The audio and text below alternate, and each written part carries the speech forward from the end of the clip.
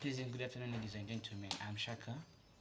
I'm Nikki, and welcome back to another episode of the Shaka and Nikki Entrepreneurial Show, where we talk about entrepreneurship, lifestyle, and different trends outside Uganda.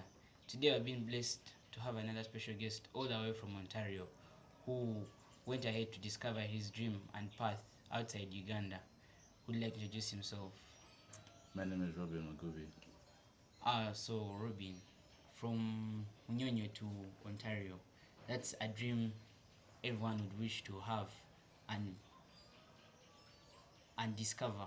What was it for you from the time you landed in Canada? What is your first impression? What really inspired you in Canada that like really said you made you become amazed? My first impression of Canada was in the airport. The airport was very big. We got lost a bunch of times. The staff is they're very strict, so you have to follow lines. If you get lost, you get lost. But once we got into the country is very like we were in the city. I landed in Pearson, which is the main airport in Toronto. It's very loud. There's a highway right outside. There's a lot of cars, Ubers, people walking. So yeah, it's a lot more hectic than here. So of course, leaving Uganda and going to Canada for education, I believe that was a bold decision that you made. So what is it in Canada that's nice about the education that's better than Uganda? What really made you choose Canada of all countries? Well, the education in Canada compared to Uganda is way faster.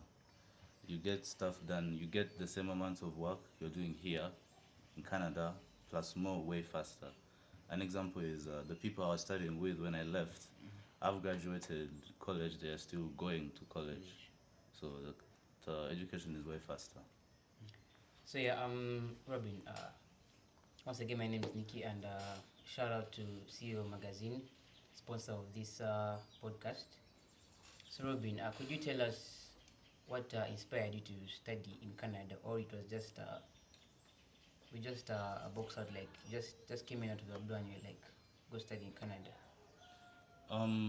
It kind of came out of the blue. So my options were Canada, Australia, or the UK. But at the moment, the UK was the visa process was very difficult, and Australia was like I didn't want to be that far away from home because Australia is it's like a whole different place compared to the rest of the world. So then my last option was Canada, so that's why I chose Canada. Oh, okay, good. So in what is it in Canada that you really miss here back home? Sorry. What do you miss In when in Canada? What do you miss here at home? The main difference that I miss in Canada is it's so easy to move around. Like the transport system is very easy to move around. Like for example, if I want to go like let's say like somewhere to play football, there's a train. The train is not working. There's a bus. It's not working. There's a shuttle. Like there's a lot of options compared to here. That's a way like it's a bit easier to move around. That's the main thing I miss about Canada. And what is it in Canada? What do you miss from home? From home, the main thing there's a lot I miss from home when I'm in Canada. The main thing is the food. The food is way better here. Everything there is processed or like artificial. Of course, my family, like my family is here. I be there by myself, and just like in Canada, you're an immigrant. Here, I'm a Ugandan. Ugandan, yeah. I'm home, so that's another big difference that I see compared to living there and living here. And the girls? The girls, the girls come in all types: black, white, Latin, So Indian. so the Ugandan girls and the Canadian girls. Which is better? Yeah. The Ugandan girls are better. Ugandan But girls. it's perspective, like they're better in some attributes and they're better in some attributes. You're Depends on right. what you want. Robin is searching in simple terms. But anyway, so what's the process like? Because I believe you don't just wake up and want to go to Canada to study. Like, what's the whole process of you finding a school, finding where to stay? Who helped you in that whole process? Was it an organization, like your parents? Was it you personally? How did it all work out? So the process is a bit lengthy, it's long. So we use an agency, it's called WR, Education Consultants. It's an agency. So basically how you start is you decide where you're going to Canada. Do you want to work, study, or like just go like apply for PR? Yeah. So I was going to study because I don't have any family in Canada, so that was like my only option. So then the next thing is what like level of study are you at? Like, are you going for college? Are you going for high school? Are you starting high school? So I was going when I had 1 year left of high school when I was going to Canada. So I went in that level of education. So then you have to apply for that level, and then you have to apply for a study permit. But in order to get the study permit, you need like a application acceptance letter from the school. Like you have to choose a school in Canada, and then once you get the letter, you apply, and then once you have that, you get the visa. Once the visa comes, and then yeah, you go. Okay. And so far so good. Have you met friends? Yeah, Or you went with some people? Have you gone with anyone from beside that side? I went with my mom and one other friend to Canada, so I didn't go completely by myself. And yeah, eventually we went there together. We discovered it together, but eventually we went in our own. Different Yeah, paths. because I'm in Ontario, she's in BC. Oh. So, I believe at any one stage, do you love coming back, or you believe Canada is enjoyable? Okay, Canada is I think it's that's a very subjective question. Like, I love coming back to Uganda because it's where I grew up. It's what I know here more than there. And so me personally, I love, but I know people there who cannot come back because they think some people have jobs, they have families, they've settled down. I'm just going to study, so I don't have much there. So when I leave, there's not. I miss stuff, but there's not a lot I miss. I don't have as much to lose as some people. Okay, Robin, could you like tell us, apart from, I know you went for studying, and most people go out just to study and don't look for other opportunities. Apart from studying, is there anything you do that adds up to you, or is there any skill that you have that you can share to the public? Yeah, when I landed in Canada, I went very young, so my parents sent me to study, but I had my own goals. At first, I went to try and pursue football, and I failed. It's not. It's very hard. So then I decided to stay on school, and then eventually, as I was learning, like, cause my course is software engineering, as I was learning those different skills, I saw a hole in the kind of a hole in the market, which was websites, and like I saw many businesses around that still use books, pens to do stuff, and I was like, in today's world, you need to be digital. So I decided to open a company called RO Studios, which helps businesses create to improve their digital presence. Yeah. So I guess the guys have had, if you want us to make for your websites, IO Studios is possible, and you can get your websites at affordable prices. Just in case you need to reach out to him, maybe you could post out your comments in the comment section. So coming to to the end, what is it? What challenges did you face as you are going?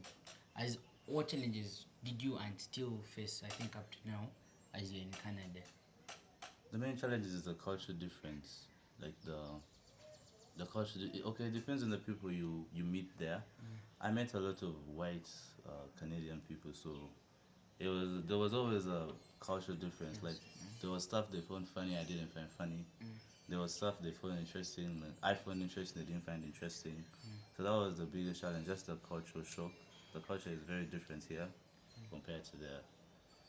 Yeah. Okay, and let's look at now the differences you've noticed between Uganda's education and Canada's education. Could you like give us what advantages Canada has in their education system and Uganda doesn't have, and maybe you could give us disadvantages too. Okay. The main advantage I saw is the speed. The Canadian system is way faster, and they do like what people study here. They study there it as well, plus more in a shorter time. So the speed of the education is way faster. That's an advantage they have. One major disadvantage, I think, compared to here, is there everything is kind of on you. Like you can seek help, you can seek guidance from like they always try to seek guidance from teachers stuff, but realistically like the course is on you. Like important information you find about the course, the school, you're going to learn it through other students more than the the school because when you come they'll give you a whole orientation, what. But realistically after like a week or two you're not going to remember half the stuff. So you that's the main disadvantage. Most stuff on you. Oh, okay. I'm back to your side job as RL Studios. What let me see. How do you like balance coding and your studies? Because like many people, I guess in Uganda, how do you say that if you can't serve two masters at the same time? So like most of them do studies, but then they want to again they want to say I'm going to study, but I can't work when I'm studying. So could you tell us how do you balance coding and studying? So in my first years I couldn't do this because I had like 6 courses. I had a lot of schoolwork, I had a lot of stuff. Then my second year same thing. But then when I cause my course has it's a 3 year course. So in my last year, which was in September, that's when I got the time because when you're a last year student they think they teach you they treat you with a level of understanding and respect like you know what to do. So you're not as Vulnerable yeah, as you're well. not as vulnerable as a first year student. So there is you have less courses and more stuff again are self taught. So with that in that period is when I found the time to open up our studios, and that's how I was able to balance both my business and school. Because Uh, after 2 years of studying, okay. As a website developer, could you like tell us what difficult parts you face? as a website developer, the field is very saturated. Like especially these days with a lot of all these technologies, with AI, machine learning, all this stuff. It's very easy to make a website. People say, but people always forget that making is one step, but maintaining is a whole other thing. So the main challenge I get is trying to convince people that yes, you can make a website, but will you be able to maintain it yourself? Like people, there's Wix, there's so many platforms that can make them for you, but these platforms kind of take away the complexity of learning coding. But if you run into a challenge, let's say like maybe your site gets a random error, you get a because there's a lot of robots on the internet, you get a robot attack. If you don't know anything about coding, you're going to probably spend money trying to fix this because the Wix thing is it's a self setup business, right? It kind of requires you to figure it out yourself. So that's the main challenge. People, it's very saturated, and people uh, have the idea that they can do it themselves. Oh, okay. Can you tell us what like keeps on motivating you to keep on pushing for your goals? Like you said, you're going to Canada to study, as your parents sent you there to do, but you had your goals aside. So repeat the question. What keeps on like what pushes you to keep on looking up to your goals that you have that you want to achieve? What pushes me the most is the amount of effort and money my parents put in me to go there. So I don't want to put that all to waste. I don't want to just go there. They spent a lot of money, a lot of effort, a lot of they sacrificed a lot for me. So I can't just go there and just do my own stuff and mess up. So that's what motivates me to keep going, to make them proud and yeah, to maybe one day pay them back somewhat of what they helped me achieve. Okay. What's your most rewarding part in your tech and maybe let me say website development? My most rewarding part. Obviously the most rewarding part is when you land a client and everything is smooth. Like when I land a client and I make for them whatever they want with their website and app or social media management, and then they like everything and I get paid. That's the most rewarding part about any business, the customer satisfaction. We're talking about that. Is there any okay, could you estimate how many customers have you got so far? Or how many apps? Maybe you can tell us one and we So I started in August. I have had 21 customers so far. I've had majority I've had from Canada, but I've had like six, five from Uganda, and one, if things go, will make the sixth. So that's how many I've had. Also, what's like your charging price? Is there website that you charge more, or like other websites you charge? Yeah, because everybody has different requirements, so it's more based on your requirements. I have a website that shows prices, but the prices are not fixed. And on my website, you can put your requirements in, and it shows you an estimate of how much I might charge you. But it's not fixed again. It depends on your budget, what you want, how long it's going to take me, how big your project is, and if it's a website, an app. Yeah, that's how I determine the price. Okay, now that you've been in Canada and you've been a website developer, is there any opportunity? I think you will see in Uganda where do they have? Can I say? Does it have enough opportunities for young developers in Uganda? Like, does Uganda have? Yeah, but you need to search in the right places because as I was coming back, I also did research on this because I wanted to kind of expand into the Ugandan market. And the more you research, the more you see that on paper it looks like there's no opportunity here, but Canada and Uganda. Okay, for example, in Canada, there's internet worldwide. Everybody and most people understand it compared to here. But then again, here the places that do understand it are very saturated. Like there's a lot of people there. So if you do enough research and you're willing to move around, there is opportunity here as well. Okay, what advice would you give to the Ugandan invested, like the Ugandans who want to invest in coding, like the young ones who want to invest in I'm coding? living in Canada as well, of course. What advice? What advice?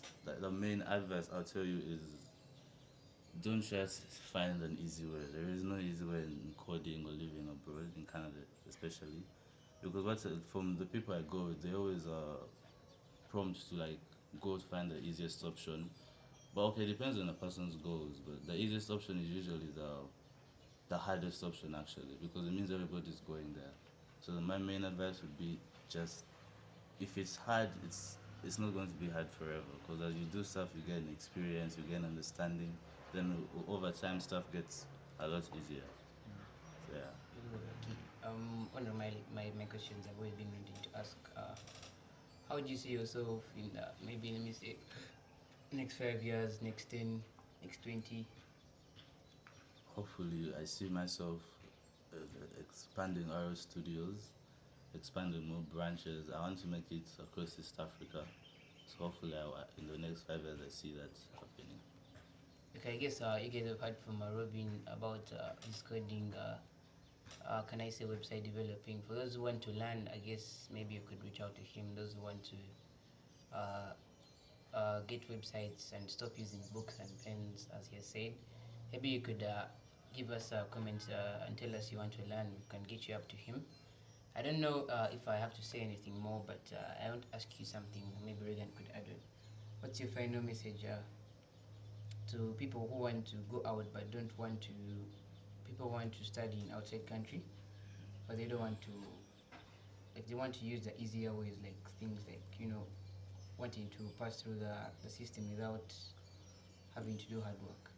Yeah, people always want easy stuff. They want to go like people want to go on scholarships. They want to go like, they want to like have somewhere they're already living and all that. But what I say is, this stuff is hard, but it also kind of teaches you stuff, right? If you skip a lot of things, eventually it's going to come back and you will learn it one way or another. So if you go like, let's say you want to find the easiest option, you go, you find someone to stay with, 8 out of 10 times you're going to hate that experience because what you find is either very cheap, it's in a very shady area, or you're going to have like 10 plus people living with you in like a 3 bedroom apartment. So it's always better to go a standard way and try to grow from there because as you're going through this whole process, you're also learning how to. I mean, I went when I was young, so I had to learn how to live my life without my parents. So depending on how old you are, that's the advice I would say. Just don't avoid the bad stuff. Alright, that's it from Robin and us as well. For the people out there who are watching the video, don't forget to like, share, subscribe, and comment.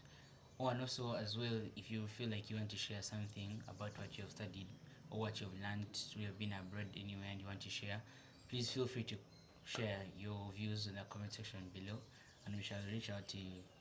Thank you. Yeah, and nothing. Don't forget to follow, subscribe, and like I said, and also don't forget to keep on following our episodes. Thank you.